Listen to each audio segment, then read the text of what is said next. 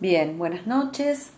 Bueno, ante todo, muchísimas gracias al espacio, a la gente de Yoica por este espacio para transmitir, para contarles un poco el recorrido que vengo haciendo en relación a este tema que me apasiona y que es precisamente el de los cuerpos afectados. La idea, la idea es contarles parte de lo que es una investigación que se viene realizando en la Universidad de Buenos Aires. Es una investigación digamos, que sostenemos a partir del marco psicoanalítico y la idea es poder transmitirles un poco cómo podemos pensar la afectación de los cuerpos en el dispositivo analítico. Yo, digamos, voy a tomar algunas nociones centrales, fundamentalmente la noción de trauma, la noción de trauma de la lengua, de la que habla Lacan, y voy a hacer referencia también a las contingencias traumáticas. Les cuento más o menos cómo va a ser el recorrido. Me interesa situar también tres ejes fundamentalmente de modos de presentación de la afectación del cuerpo. Me voy a detener luego en ellos. Y finalmente, si nos queda tiempo, me gustaría poder hacer alguna referencia, por un lado, a la urgencia como un modo privilegiado de presentación de la afectación de los cuerpos y de la inhibición, tema del que se habla bastante poco en general y que también tiene estas particularidades. Bueno, entonces vayamos directamente al tema. Cuando pensamos la afectación del cuerpo en psicoanálisis, no podemos desconocer que dicha afectación del cuerpo va a estar articulada fundamentalmente a la noción de trauma. La noción de trauma, como ustedes saben, es una noción que acuña Freud tempranamente en su obra y que no va a abandonar, digamos, a lo largo de su teoría, a pesar de haber constituido a la fantasía como un punto nodal de su teoría, nunca abandona la noción de trauma. En todo caso, lo que va variando es que se constituye como traumático para, digamos, en distintos momentos. En la primera parte de su obra, para Freud, eso que se constituía como traumático era una vivencia efectivamente acontecida, mientras que con la configuración, digamos, de la fantasía, con la posibilidad de instaurar a la fantasía como un operador clave del psiquismo, él empieza a poder ubicar que aquello que se vuelve traumático para el ser hablante es la pulsión, ¿no? Esto nos da, de alguna manera, ¿no?, una perspectiva otra de aquello que se vuelve trauma ya en Freud. Yo no me voy a detener demasiado en la noción de trauma en Freud, sino que me voy a meter directamente en cómo Lacan entiende esta noción de trauma, y también allí voy a hacer una salvedad. Voy a tomar la noción de trauma que él utiliza hacia el final de su enseñanza, fundamentalmente, cuando va a plantear que efectivamente el único trauma por excelencia, el trauma por excelencia en realidad, es el trauma de la lengua. Pareciera ser una cuestión muy difícil de discernir. ¿Qué es esto que Lacan llama el trauma de la lengua? Para explicarles esto, primero lo que voy a tomar es a qué llama Lacan la lengua. Ustedes recordarán, en principio, que Lacan se maneja a partir de la instauración de tres registros, que son imaginario, simbólico y real, ¿sí? Esos tres registros van a tomar distintos estatutos a lo largo de su enseñanza. Hay una primera época fuertemente ligada a la idea de que lo importante era lo simbólico, o que por lo menos ese registro tenía preeminencia sobre los otros dos, pero a medida que él va avanzando en su obra, va instaurando cada vez más que los tres registros tienen igual importancia, y que lo que vale en todo caso es la dimensión de anudamiento entre esos tres registros. No voy a explicar cada uno de los registros, simplemente voy a situar que a partir del seminario 19 y de las charlas de Santán, acontece algo bastante particular en el modo en que Lacan va a entender el registro de lo simbólico, registro que hasta ese momento había sido claramente pensado sobre todo en relación a la regulación de lo imaginario, a la regulación incluso del goce. A partir del seminario 19, Lacan se encuentra al mismo tiempo que dicta ese seminario, se encuentra dando unas charlas en Santán, y él estaba en ese momento sumamente preocupado por tratar de situar, ¿sí?, la incidencia de su decir, si su decir tenía o no alguna resonancia. Y entonces venía hablando del saber y del saber inconsciente y señala, ¿no?, que a los únicos dos que podrían haber escrito sobre ese tema les terminaron encargando un diccionario, dice, de filosofía. Lacan se da cuenta que cometió un fallido, ¿no? Está aludiendo evidentemente a la Planche Pontalis, y el diccionario que se ponía en juego no era el de filosofía, sino el diccionario de psicoanálisis. Pero ese diccionario de filosofía, el autor de ese diccionario muy conocido en Francia, es Lalande. Lalande se escribe. Pasó entonces que alguien que estaba allí, escuchando, le dijo la langue, ¿no?, jugando con el francés, ¿no?, de la lengua.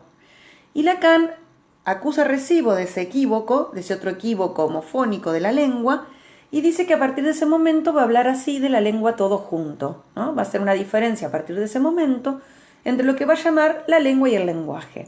Les traigo esto ¿por qué? Porque a partir de ese seminario claramente el discurso, lo simbólico se divide, podríamos decir, entre la operatoria propia de la lengua y la del lenguaje. Y no debemos desconocer un tercer nivel, que es el de discurso, el cual ya había trabajado en el seminario 17, los 4 discursos. ¿Por qué les traigo esto? Porque él va a plantear que efectivamente, ¿sí?, el trauma por excelencia en el ser hablante es el trauma de la lengua. ¿Y qué quiere decir el trauma de la lengua? El trauma de la lengua es ni más ni menos que el punto en el que hemos sido hablados por el otro.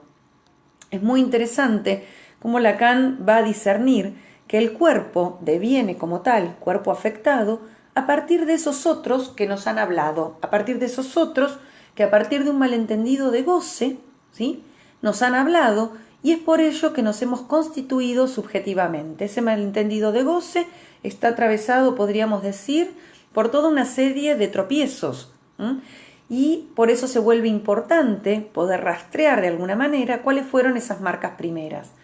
Cuando hablamos entonces de la lengua, vamos a distinguir, les decía, la lengua del lenguaje. Para Lacan, la lengua, a la altura del seminario 20, es precisamente lo que inyecta los afectos a nivel del cuerpo. ¿Esto qué quiere decir?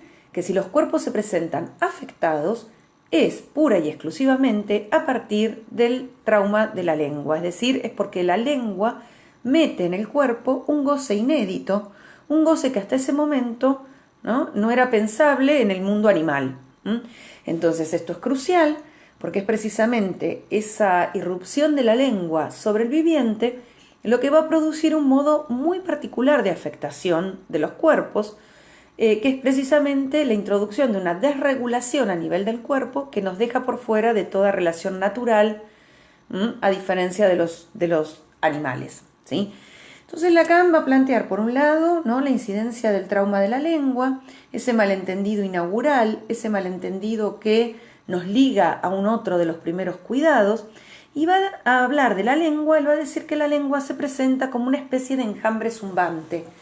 Él juega ahí con esta noción de enjambre, ¿no?, con enjambre y ese uno en francés son homofónicos, ¿sí? Entonces trata de distinguir la lengua del lenguaje, y la lengua se le presenta como un conjunto de ese unos donde no está distinguido uno de otro.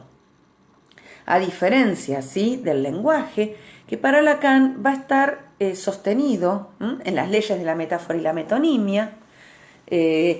Por otro lado, va a estar sostenido en la concatenación significante, S1 y S2, y entonces, mientras la lengua irrumpe a nivel del viviente, ¿sí?, mientras la lengua fragmenta al uno del viviente, el lenguaje, como aparato de goce, va a permitir de alguna manera una elaboración posible, ¿sí?, una elaboración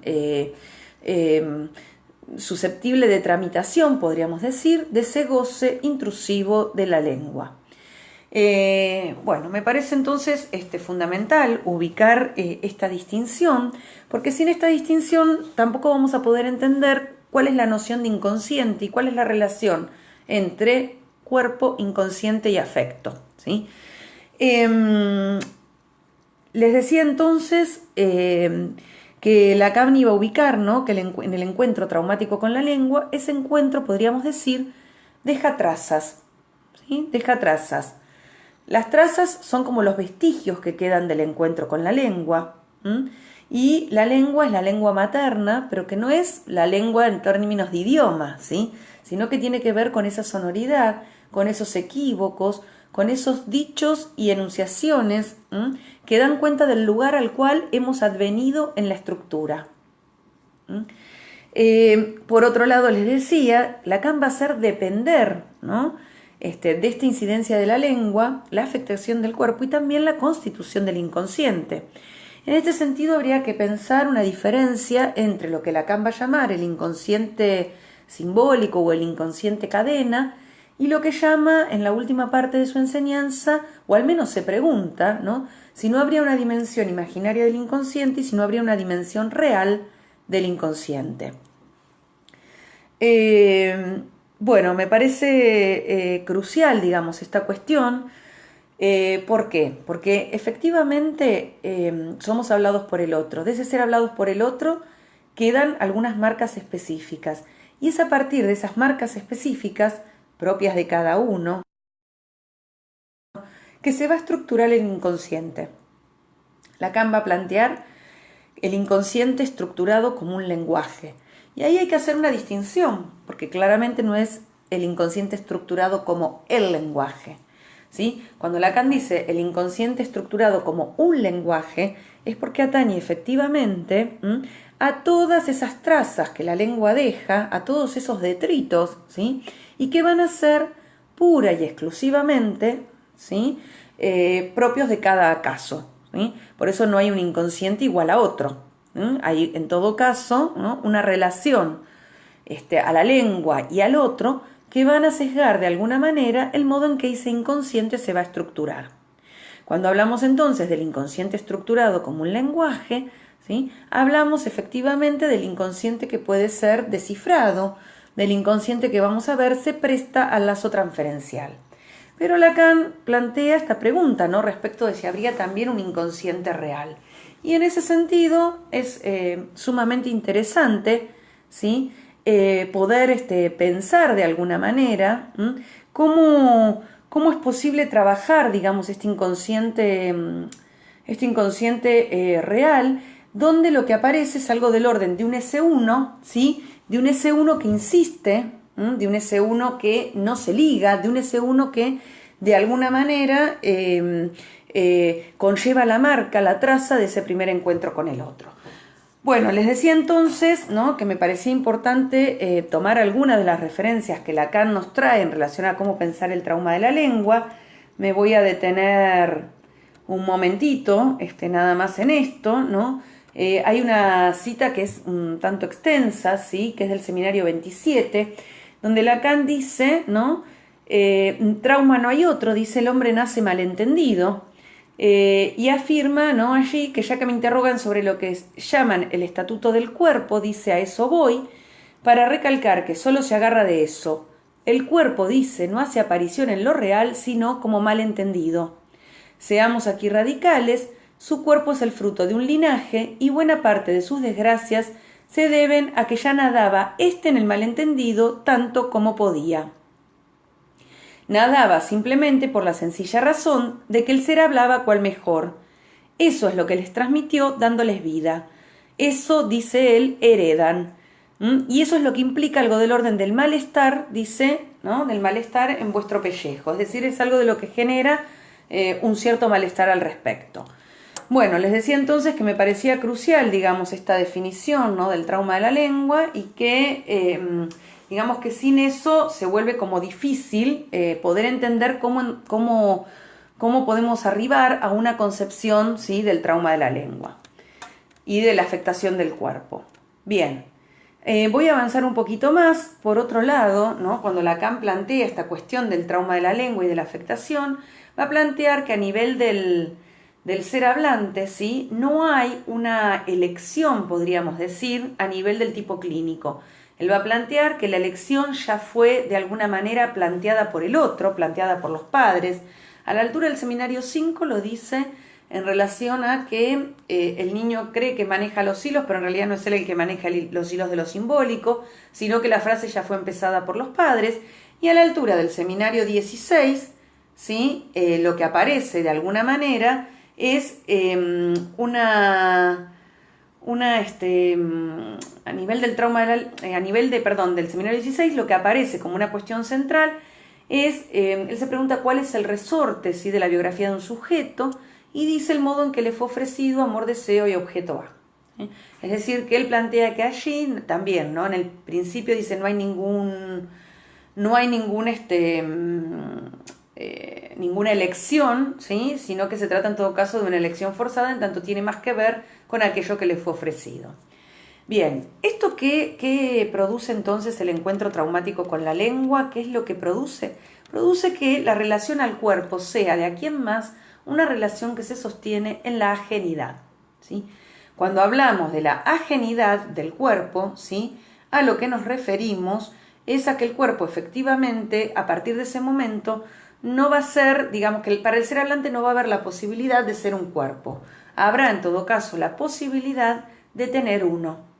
Lacan va a plantear en distintos momentos de su enseñanza esta particularidad de la extrañeza del cuerpo, esto que en el ser hablante va a quedar del lado precisamente de una disyunción, podríamos decir, entre el ser y el cuerpo, punto que se va a dar efectivamente a partir de que efectivamente no hay la posibilidad de reunir, de soldar, ¿no?, de armar una identidad respecto del cuerpo, ¿no? Hay en todo caso ortopedias, hay en todo caso soluciones que hacen que el ser hablante pueda de alguna manera reconocerse en el espejo, pueda de alguna manera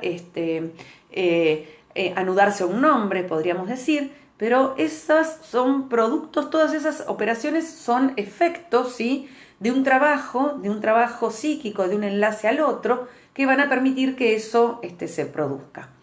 Bien, dicho esto, me voy a meter brevemente en los tres modos privilegiados de afectación del cuerpo. ¿Se acuerdan que yo les decía, ¿sí?, que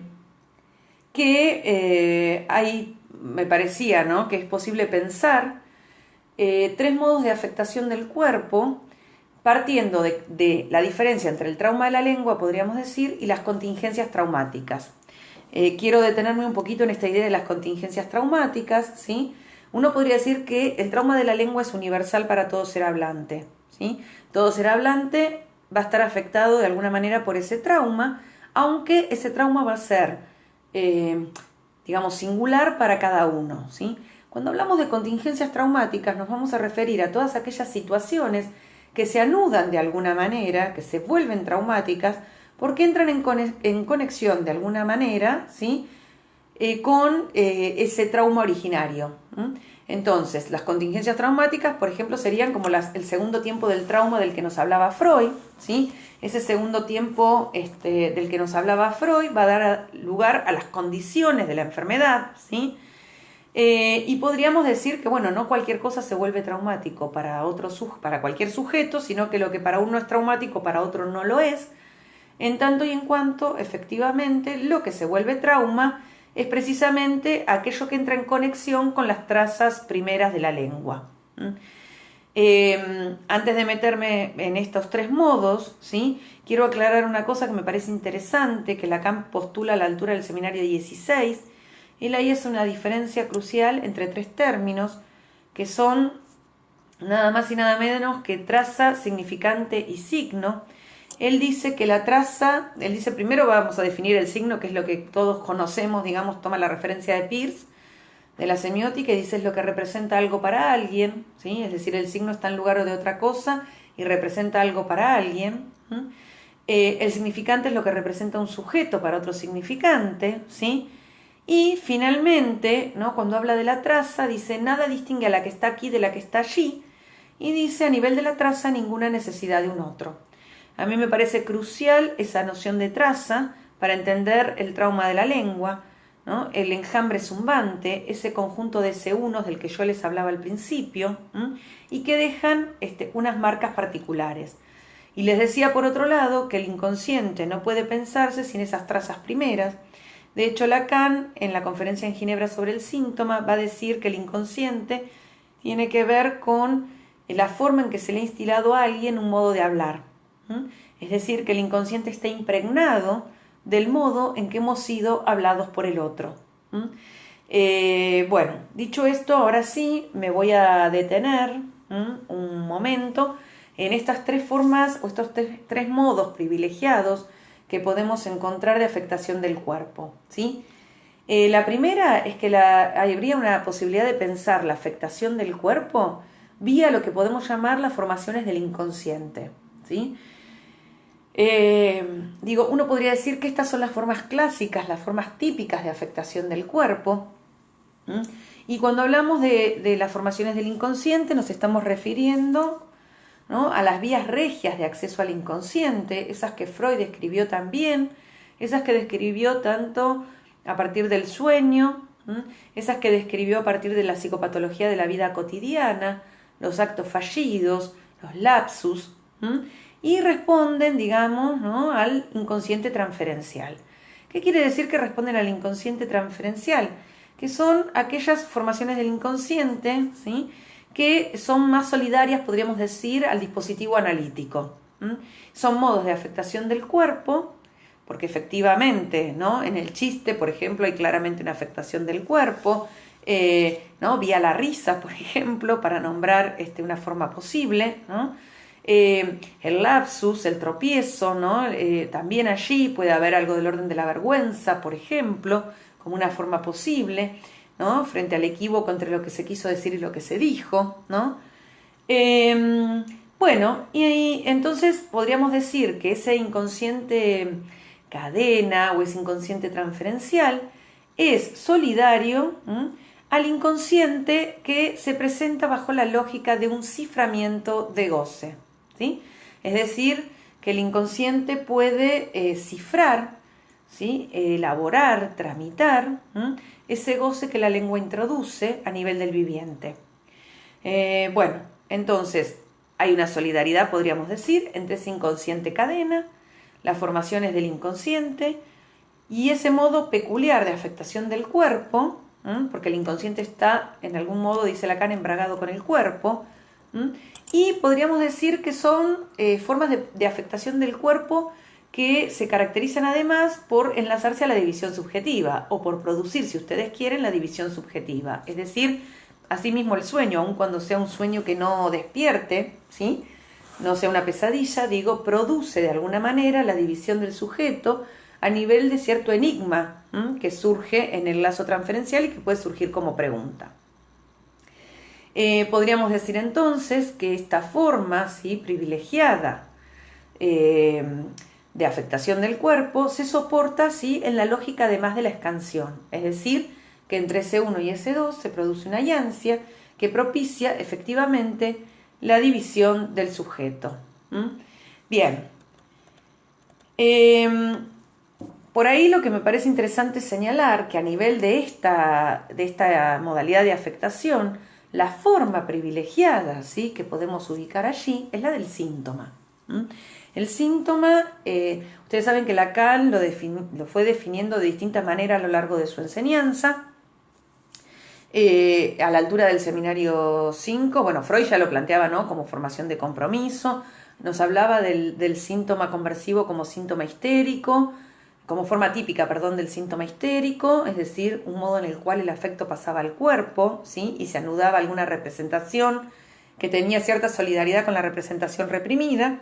Pero incluso en la neurosis obsesiva, Freud era muy claro al decir que había que encontrar ese componente corporal, ¿sí?, ese componente, ese núcleo, ¿sí?, corporal para poder dar cuenta también de una vertiente sintomática, ¿no? A pesar de que ¿no?, en la neurosis obsesiva ubicaba la dimensión del síntoma, ¿no?, a nivel del pensamiento fundamentalmente. Bueno, avanzo entonces un poquito más, les decía que Lacan en distintos momentos de su enseñanza nos trae diferentes referencias respecto de cómo entiende al síntoma, ¿no? A la altura del seminario 5 va a decir que el síntoma, por ejemplo, es una de las máscaras del deseo, ¿sí?, es decir, que en el síntoma el deseo se presenta enmascarado, velado, ¿sí? Por otro lado, más, digamos, en ese mismo seminario va a decir que llama síntoma a todo lo que es analizable, ¿sí?, ¿no? Llamo síntoma a lo analizable. Incluso dice, llamo síntoma a lo analizable en cualquier tipo clínico, ¿no? En cualquier estructura. Con lo cual, digo, me parece que es el ejemplo paradigmático, ¿sí? Para entender esto que yo les decía, de esta idea de un modo de afectación del cuerpo vía la división subjetiva, ¿sí? Claro está que para que el síntoma se vuelva un síntoma que haga pregunta, ¿no? Requiere de alguna manera del lazo transferencial o el tropiezo con un punto de real, ¿no? Que lleve efectivamente a alguna interrogación sobre eso. Posteriormente, ¿sí? No me voy a detener en todas las definiciones que Lacan va a dar sobre el síntoma, pero sí me interesa señalar que hacia el final de su enseñanza, él plantea por un lado al síntoma como lo que viene de lo real, es decir, que hay algo en el síntoma que irrumpe, podríamos decir, que irrumpe y afecta al cuerpo y a la trama simbólica. Y por otro lado, va a decir que el síntoma es acontecimiento de cuerpo. Es decir, no podemos pensar al síntoma sin la afectación del cuerpo. Bueno, entonces, forma típica, les decía, privilegiada de la afectación del cuerpo vía las formaciones del inconsciente. En esta misma serie ubicábamos entonces también el lapsus, el chiste, como formas posibles, ¿sí? de tipos, de ejemplos clínicos de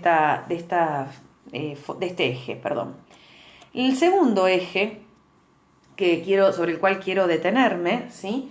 Es el de la afectación del cuerpo vía lo que podríamos llamar fenómenos de cuerpo, que no es lo mismo que los síntomas, ¿sí? Y donde se produce, podríamos decir, la irrupción de un goce que no pasa por el ciframiento inconsciente, es decir, que no pasa por ese inconsciente cadena, por ese inconsciente que permite cierta elaboración.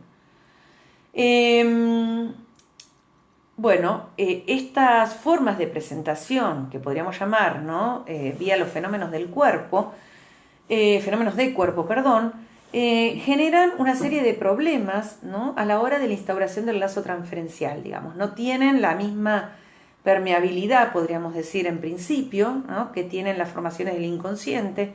Generan entonces podríamos decir, un desafío a la clínica psicoanalítica, porque es como si dijéramos, bueno, hay que hacer algún trabajo, ¿no?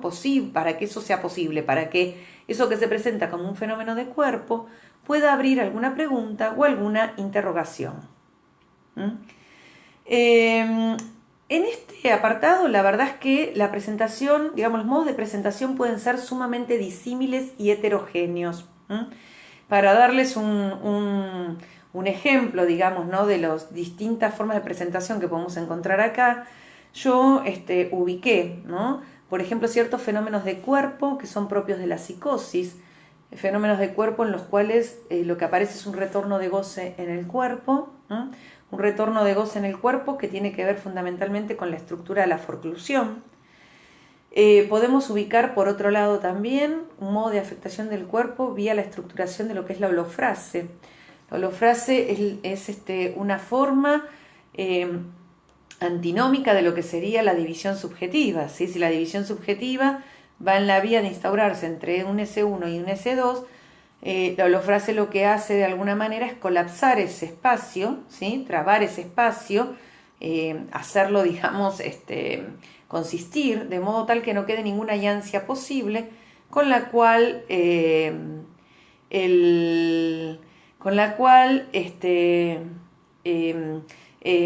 digamos, la división subjetiva, digamos, queda de alguna manera suspendida, ¿sí?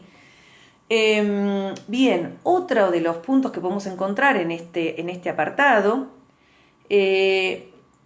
les agradezco a los que me van saludando, no puedo leer los mensajes mientras voy hablando, pero bueno, les agradezco que me hayan escrito que están allí, digamos. Bueno, los problemas que les decía, otra de las cuestiones que podemos ubicar acá son los problemas en torno a ciertas identificaciones, es decir, puntos en los cuales las identificaciones se presentan como lábiles, poco consistentes, y esto impacta directamente en los cuerpos. No es, digamos, exactamente esto un fenómeno en sí mismo patológico, ¿sí? Pero podríamos decir que, porque digo, la labilidad de las identificaciones la podemos encontrar, por ejemplo, en la adolescencia, ¿sí? La adolescencia es un momento donde donde las identificaciones, podríamos decir, se ponen en jaque, ¿sí? Es normal que esto suceda, y eso afecta al cuerpo de un modo particular. Por eso digo, los adolescentes particularmente, ¿no? Intentan una y otra vez. Bueno, vieron que es el momento por ahí de la elección, ¿no? De ciertas ropas en particular o de pertenencia a ciertos grupos que tienen una fisonomía específica, ¿no? Y son modos de alguna manera de responder a un real en juego que interpela al cuerpo, que interpela al sujeto, en tanto, ¿no?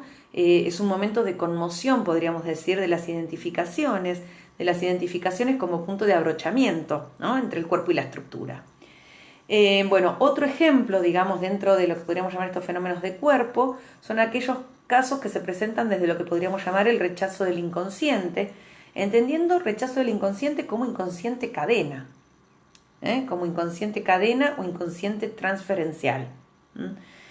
Bueno, entonces, ¿de qué nos hablan estos fenómenos de cuerpo, este segundo eje?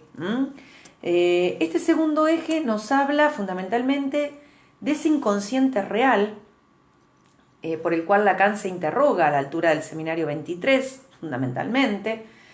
Ese inconsciente que en principio no se presta al desciframiento, ese inconsciente que no se presenta como inconsciente cadena, S1, S2, sino que más bien responde a la lógica del uno solo. Y en tanto responde a la lógica del S1 solo, ¿sí? No está abierto en principio, ¿no?, la posibilidad del desciframiento, ¿no? Es más bien una cifra coagulada y habrá que producir algunas operaciones, ¿no?, para que algo de esa cifra coagulada devenga descifrable, enganche un S2 llamado un S2, ¿sí?, que permita algún enlace posible.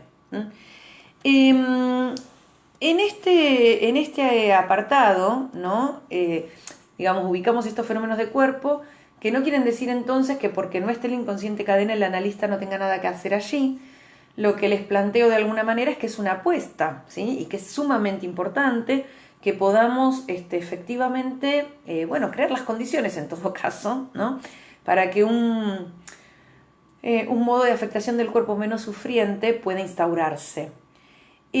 Pongo como ejemplo en este apartado, ¿no?, ciertos fenómenos de retorno en la psicosis, les decía, ¿no?, de afectación del cuerpo en la psicosis, como puede ser, por ejemplo, en la esquizofrenia, ¿no?, la fragmentación corporal, como puede ser el cuerpo perseguido, lo voy a tomar luego en todo caso en relación a la paranoia, pero tomo también, ¿no?, en este apartado al fenómeno psicosomático, que sería, todo un tema a desplegar, digamos, ¿no?, pero donde efectivamente en el fenómeno psicosomático nos vamos a encontrar también con algo del orden de este inconsciente real y cierto rechazo al inconsciente cadena, por decirlo de alguna manera.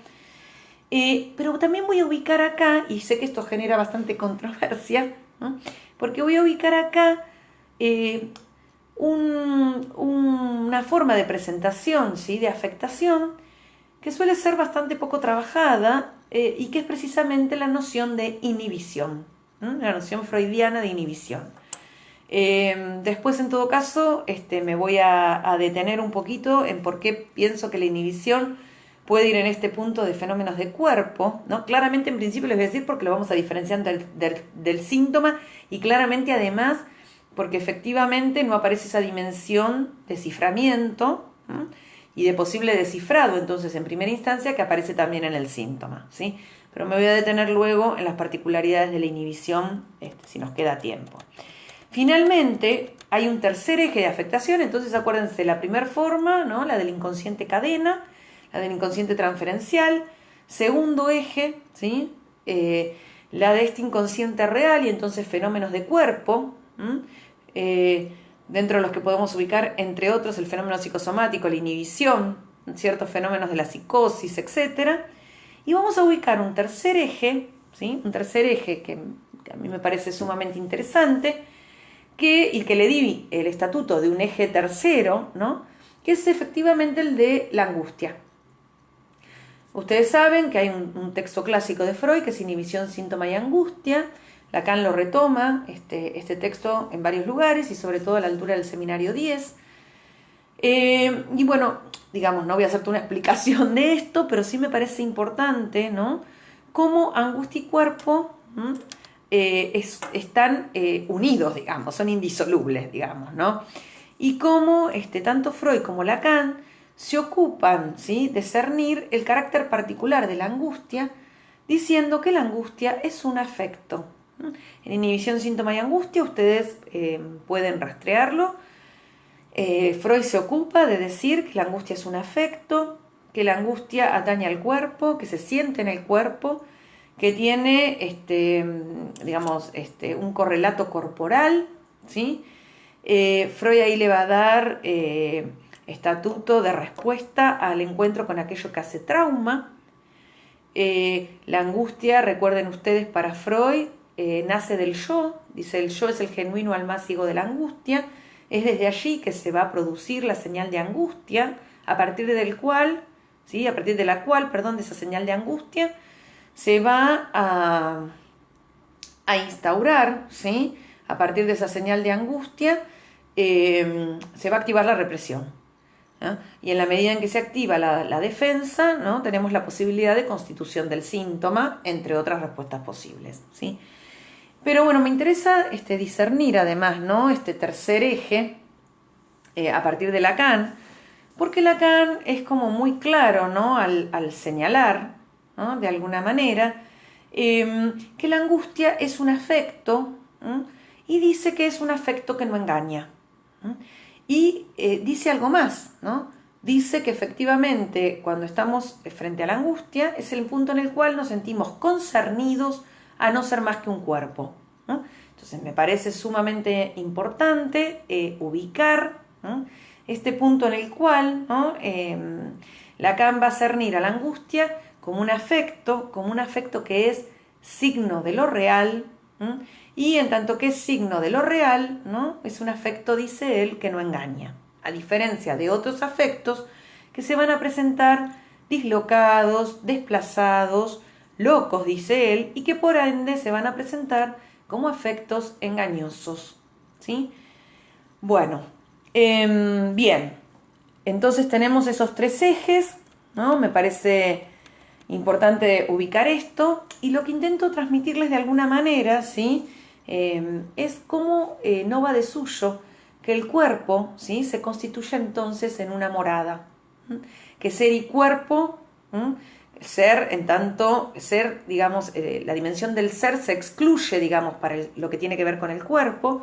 Lacan va a decir que porque el lenguaje se entromete, ¿sí?, nos preocupan las cuestiones ligadas al ser, ¿sí?, y por ende además nos sabemos mortales, ¿sí?, pero que también por esa incidencia del lenguaje no es posible ser un cuerpo, solo se puede tener uno. Y uno podría decir hay que arreglárselas para hacerse un cuerpo. Hay toda una clínica, no lo voy a desarrollar hoy, por ahí en algún otro encuentro lo podemos trabajar, que tiene que ver fundamentalmente con la constitución del cuerpo, ¿no?, y cómo los avatares que esto tiene. Y hay una clínica, digo, que es, si ustedes quieren, ejemplificadora, si ustedes quieren, muy clara, ¿no?, respecto de cómo un cuerpo puede quedar perturbado por la lengua, y que es la clínica del autismo, ¿no? Efectivamente, la clínica del autismo nos enseña, ¿sí?, del modo en que los cuerpos se presentan perturbados por el traumatismo de la lengua. Bien, voy a detenerme acá en esta primera parte y quisiera compartir con ustedes entonces, les decía, un modo privilegiado, ¿sí?, voy a abrir el otro texto, de afectación de los cuerpos, que es efectivamente el tema de las urgencias, ¿sí?, de las urgencias subjetivas, de esas urgencias a las cuales nosotros somos convocados. Por supuesto, urgencias que pueden darse en el marco del consultorio, pero también urgencias que se suelen dar y con mucha frecuencia en los contextos institucionales. No sé muy bien cómo será en los dispositivos de salud allá en México, digamos, pero acá en Argentina y sobre todo acá en Buenos Aires es muy frecuente que en las guardias, por ejemplo, de los hospitales haya no solo un psiquiatra, sino también un psicólogo de guardia, ¿sí? Es decir, que la idea de hacer una aproximación de lectura que no sea puramente psiquiátrica de la urgencia está presente, digamos, en las instituciones públicas, ¿sí? Fundamentalmente. Y bueno, y me parece que eso nos ha permitido de alguna manera, a los psicoanalistas aquí, pensar muchas cuestiones en relación a la urgencia. Yo les decía hace un rato, ¿no? Esta cuestión de el carácter de extrañeza, ¿sí? Que el cuerpo porta, ¿sí? Y les decía que ese carácter de extrañeza que el cuerpo tiene, que el cuerpo porta, se encuentra velado, ¿sí? Por suerte, cuando nos miramos en el espejo, generalmente nos reconocemos. Cuando alguien nos llama por nuestro nombre, aludimos a ese nombre un yo, ¿sí? Pero podríamos decir que, así como sucede eso, también hay momentos de desenlace, ¿no? Momentos de desanudamiento, momentos podríamos decir, fracaso, ¿sí? De aquellas ortopedias que le dan cierta consistencia a nuestro ser, y donde entonces lo que salta en primer plano es ese carácter ajeno, ¿sí? Extraño, ¿sí? De nuestro propio cuerpo. El cuerpo entonces, por estructura, se presenta en disidencia con el ser, les decía, ¿no? Y bueno, todas las capturas imaginarias son formas de tramitar de alguna manera, de velar ese real insoportable que la relación al cuerpo tiene. Bien, podríamos decir que el momento de la urgencia es un momento de fracaso, efectivamente, de las ficciones del ser. Llamamos ficciones del ser a aquellas respuestas subjetivas que le permiten al ser hablante creer que es quien habla, ¿sí? Reconocerse en la imagen, orientarse por el reconocimiento del otro. Formas entonces, ficciones del ser que nos permiten olvidar que el cuerpo es extraño. Y el cuerpo es extraño además porque en la constitución misma de la imagen solo puedo reconocer esa imagen como propia, nada más y nada menos a partir del momento en que me reconozco en que yo soy otro. Soy el otro del espejo, ese que está ahí en el espejo. Bien, podríamos decir que esa extrañeza, ¿sí? Es un punto de incurable. Y que es una extrañeza que acecha todo el tiempo, solo que la neurosis ha encontrado modos, ¿sí? De velarla, ¿sí? Eso no quiere decir que en la neurosis nunca se produzcan eclosiones, podríamos decir, de esos fenómenos, todo lo contrario, ¿sí? Una de las formas en las cuales puede aparecer, ¿sí? O uno de los momentos en los cuales puede aparecer esa extrañeza es en los momentos de urgencia. Ustedes saben que los momentos de urgencia no son exclusivos de los cuadros de psicosis. Uno podría decir que la urgencia se presenta bajo cierta coyuntura dramática, es decir, a partir de que se vuelve, ¿no? Coyuntura dramática para alguien. Entonces no son las situaciones en sí las que son traumáticas, sino que en todo caso, ¿sí? Lo que se vuelve trauma es aquello que, como dijimos, entra en conexión de alguna manera con aquello que se ha constituido como trauma de la lengua. Yo les traje un par de citas, ¿no? de Lacan, ¿no? Donde Lacan habla de la extrañeza del cuerpo. Una, por ejemplo, aparece en el Seminario 1 y dice, el hombre sabe, ¿no? Que es un cuerpo. Acá todavía no había hecho esta distinción entre ser y tener un cuerpo, que va a ser algo propio del Lacan de la última enseñanza. Dice, cuando en realidad no hay ninguna razón para que lo sepa, puesto que está en su interior. El hombre se aprende como cuerpo, como forma vacía del cuerpo, en un movimiento de báscula y de intercambio con el otro. Otra de las referencias que él toma, ¿sí? Para hablar de la extrañeza es una del Seminario 10, que no es casual que la tome porque efectivamente, ¿no? La angustia tiene, por así decir, ¿no? Todo un halo de extrañeza. Y dice, ¿no? Allí Lacan se trata de advertir que el cuerpo no nos es dado de manera pura y simple en nuestro espejo, que incluso en tal experiencia del espejo puede llegar un momento en que esa imagen especular que creemos tener se modifica, ¿sí? Lo que puede llegar, ¿no? Dice, lo que tenemos frente a nosotros, nuestra estatura, nuestra cara, nuestro par de ojos, deja surgir la dimensión propia de la mirada, y el valor de la imagen comienza entonces a cambiar. Bueno, Lacan ubica ahí, ¿no? Ese momento ligado a la extrañeza, a la despersonalización, ¿no? Ese punto en el cual no nos reconocemos en esta imagen. Un ejemplo típico para el campo de las neurosis es el campo del ominoso. Freud lo nombró así. Lo ominoso, recuerden ustedes, que es lo más familiar que se vuelve extranjero, lo más familiar que se vuelve extraño. Bien. Bueno, avanza un poquito más, ¿no? Al final de su enseñanza, cuando está trabajando Joyce, él va a plantear que tener una relación, que relacionarse con el propio cuerpo como ajeno, ¿sí? Es ciertamente una posibilidad que expresa, dice, el verbo tener. Se tiene un cuerpo, no se lo es en modo alguno. Y dice que, bueno, que ese tener un cuerpo no es nada más y nada menos que poder hacer con ese cuerpo algo. No dice que qué, dice que se puede hacer con ese cuerpo algo. Eso es tener un cuerpo. Bien, entonces, ¿no? ¿Por qué les traigo este sesgo, les decía, de la extrañeza? Porque si hay algo que aparece como patognomónico, ¿sí?, de la urgencia, es nada más y nada menos que la relación de extrañeza con el propio cuerpo. Es un momento de coyuntura dramática donde el cuerpo se muestra en su otredad más radical. De allí que la urgencia tenga siempre ese borde, ¿no?, complejo, ¿no?, disruptivo, ese borde ligado, ¿no?, a un punto en el cual el sujeto puede quedar eyectado de la escena del otro, porque efectivamente, bueno, el riesgo de pasaje al acto, el riesgo de, ¿no?, de un acting out que termine quizás en un pasaje al acto suele ser inminente en las situaciones de urgencia, y lo que hace a la gravedad, ¿sí?, de la situación es precisamente ese punto de desenganche respecto del cuerpo en tanto que propio, ¿no? Es un momento donde el cuerpo se vuelve cuerpo extraño, ¿no? El cuerpo se vuelve objeto, se reduce, ¿sí?, a ese objeto A, que hace de soporte al cuerpo y que debería estar de algún modo velado, ¿sí?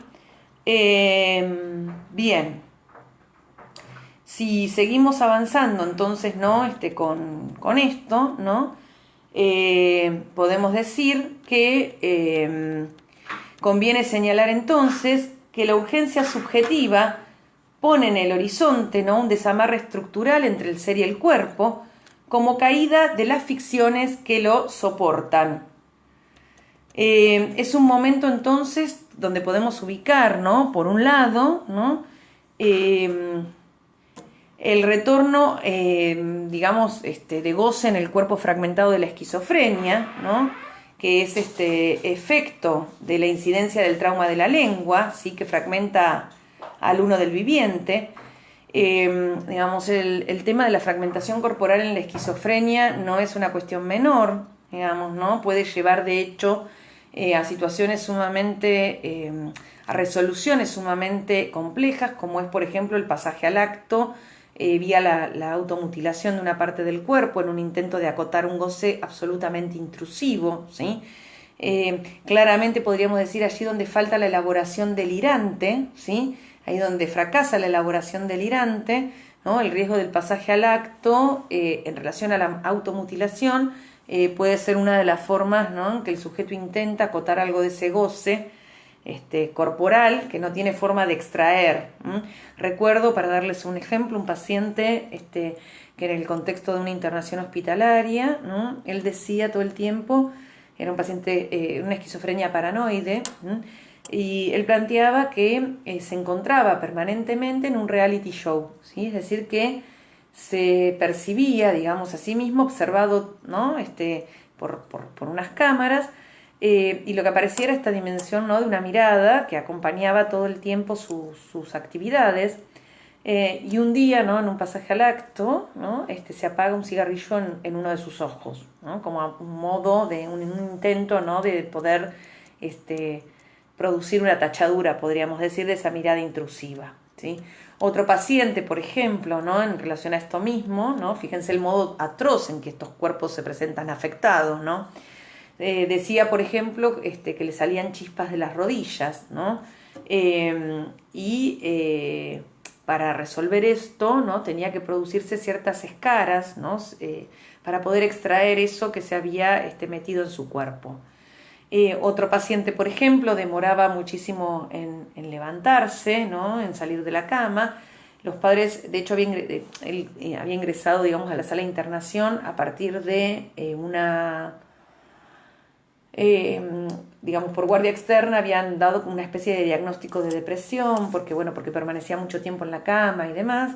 Y en realidad, cuando este paciente pudo empezar a hablar un poco de lo que le pasaba, ¿sí?, lo que surgió fue que en verdad, lo que decía es que tardaba mucho en salir de la cama, porque cada vez que tenía que levantarse, lo que le pasaba era que el cuerpo estaba desarmado, que él tenía que poner cada cosa en su lugar y que recién ahí, ¿sí?, podía levantarse. ¿Ah? Entonces digo, formas de presentación de la afectación del cuerpo, radicalizadas podríamos decir, ¿sí?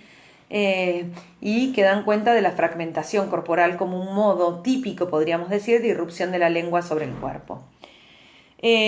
Por otro lado, tenemos otra forma, ¿no?, en que las urgencias pueden presentarse, que es como la forma típica de la melancolía. Ahí también, ¿no?, hay una afectación del cuerpo que es crucial, que es que el cuerpo pierde toda su dimensión vital, ¿no? El cuerpo se reduce entonces a no ser más que un desecho, ¿sí?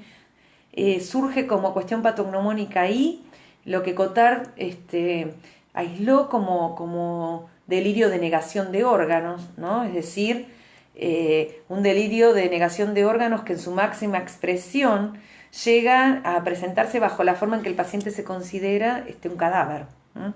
Es decir, que es un muerto, ¿no?, en vida, digamos. El delirio de negación de órganos es ese delirio típico, ¿no?, que aparece donde, bueno, el paciente siente que no tiene esófago, ¿no?, que no tiene pulmones, que ha perdido parte de su cuerpo, de sus órganos, etc. Podríamos decir entonces que es un modo de afectación del cuerpo radical, ¿no?, también. No se trata solo de la caída de las investiduras libidinales, sino del cuerpo como condensador, sí, de un goce mortificante. Bien. En ese punto también la urgencia acecha de un modo también muy tremendo, ¿no?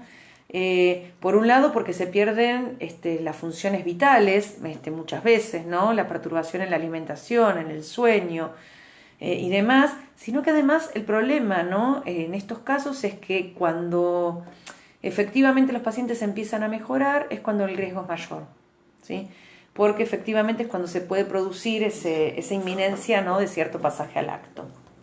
Bueno, otra forma en que las urgencias no pueden presentarse de alguna manera el cuerpo afectado es en la paranoia, ¿no? Un cuerpo que ha perdido en la paranoia su intimidad a partir de estar perseguido por la voz y la mirada del otro. Sabemos de los cuerpos que terminan atrincherados, ¿no?, durante días intentando evitar, ¿no?, esa dimensión intrusiva de una mirada, ¿no?, o de una voz que los persigue. Bueno, en la manía, por su parte, ¿no?, encontramos también otro modo de afectación del cuerpo. Todos estos entrarían dentro de lo que son fenómenos de cuerpo, sí, que es el segundo eje del que les hablé. En la manía con lo que nos encontramos es con un cuerpo que está a la deriva, en la medida en que se ha soltado el punto de capitón, el punto de tope, aquello que haría de alguna manera, ¿sí?, abrochamiento, ¿sí?, y entonces lo que aparece es un deslizamiento continuo a nivel del significante, el engrandecimiento del yo, ¿sí?, que también promueve de alguna manera el pasaje al acto, ¿no? Recuerdo un paciente que en pleno episodio maníaco consideraba que él era Dios y que en tanto podía cruzar la calle sin ninguna dificultad, no tenía que fijarse si venía un auto o no, porque nada podría dañarlo, ¿sí? Esa exaltación entonces, ¿no?, lleva, bueno, a lo que Lacan llamaba el filo mortal, ¿no?, esa cosa enloquecida, ¿no?, que bueno, que conduce, digamos, ¿no?, a un riesgo inminente. Bueno, después, por supuesto, que todas las patologías del acto, ¿no?, que podemos encontrar también allí, las patologías del acto es muy evidente, ¿no?, cómo la afectación del cuerpo se circunscribe alrededor, ¿no?, de una afectación peculiar, que es la de la incidencia de un vacío insondable, ¿no?, que no es la falta, que no es la inscripción de la castración, sino que es más bien la irrupción de un real que no encuentra forma de ser velado, ¿sí?, y que por supuesto, en tanto no encuentra forma de ser velado por la vía de lo simbólico, por ejemplo, recurre, por ejemplo, ¿no?, como una forma posible de tratamiento, a la toxicomanía, ¿sí? La toxicomanía suele ser una de las formas, ¿sí?, una de las formas en las cuales, bueno, algo de esto puede presentarse. Bueno, ya les hablé de la angustia, así que no me voy a detener en eso, ¿sí? Pero digo, me parece que entonces es interesante pensar cómo estos modos de afectación del cuerpo inciden, ¿sí?, en nuestra clínica, y cómo, bueno, es importante que el analista pueda tomar en consideración esa diversidad para poder pensar, bueno, qué intervenciones posibles allí. Bueno, hasta aquí creo que estamos en hora, más o menos es una hora, según me habían explicado la conferencia. Bueno, espero haber sido más o menos clara en la transmisión. Y bueno, y que nos podamos encontrar próximamente. Si hay alguna pregunta, podemos tener unos minutitos. Y si no, bueno, nos estaremos encontrando en otro momento. Pero entiendo que ya estaríamos más o menos en hora. Así que bueno, los saludo desde acá. Muchísimas gracias por haber participado, por haber estado del otro lado. Saludos a todos. Buenas noches.